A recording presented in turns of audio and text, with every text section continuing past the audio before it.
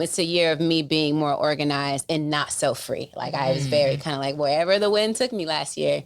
And this year I have to be very, very like intentional about where I'm going, which I like what you said about we don't know what 2021 has in store. And we really don't. We never know what year has in store. But one of the things that we want to talk about today is numerology in terms of helping you plan. It's not that numerology is going to tell you everything that happens in the year. That's not what it's about. But it's about using the energy of the numbers and the patterns. So everything is in cycles. You know what I mean? Like you got winter, that's when things die. And then spring, things start to come back. It's the same kind of seasons in life. And so you've got 9 cycles in your life. And each year has a new energy that it brings forth, right? So even though you don't know what's happening in 2021, you can look at your numerology chart to figure out the energy of the year, right?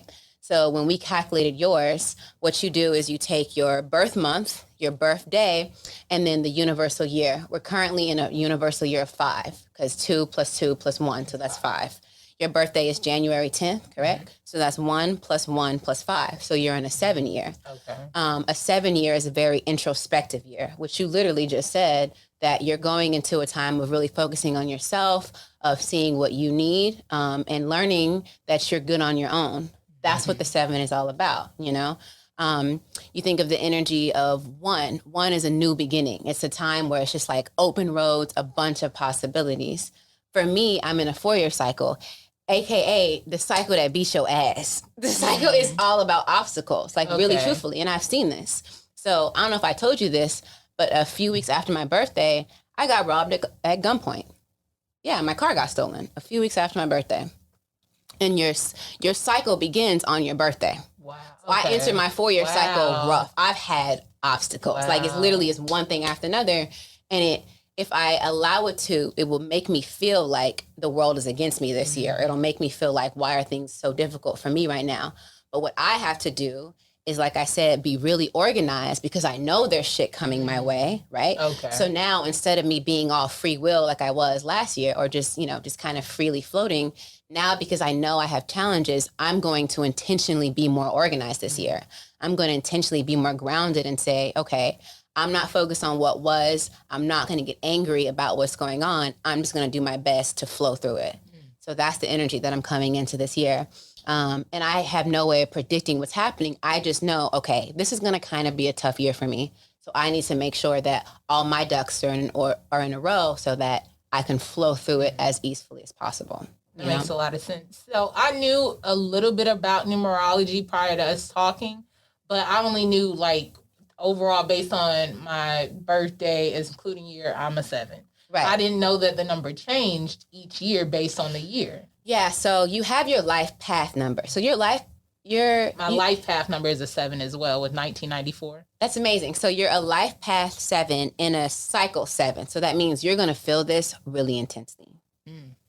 So the energy of 7 is just like doubled for you, right? So it's going to be very isolating. Like we were saying, hold on, I took some notes about 7 real quick. I'm no like pro. I just like to learn random things. And I like things that are useful in my life. Like, you know what I mean? And this feels useful. So yeah, it's a time of like we said, being quiet, and you don't need to make big decisions right now. It's not a time for you to go out into the world and decide to do something because you're so in your head. Next year would be a better time for you to make big life-changing decisions. You know what I mean? So that makes sense. Last year I was in a 3 and I'm a life path 3. So your life path is basically the lesson that you're here to overcome or to give to the world in some ways. Life path 3 is all about expression. Y'all saw me this year. Y'all heard a lot of Kamea this year. Between my me launching my business, doing this podcast, you just saw and heard more of me. Style. Yeah. Everything about you was more upfront. So exactly. I can definitely see that from what 2020 was. Right. Because I was a life path 3 in a 3-year cycle. Right. Now I'm in 4-year cycle. I'm going to be a little bit more quiet. I'm just trying to make sure I don't get hit too hard this year, but I'm going to be good.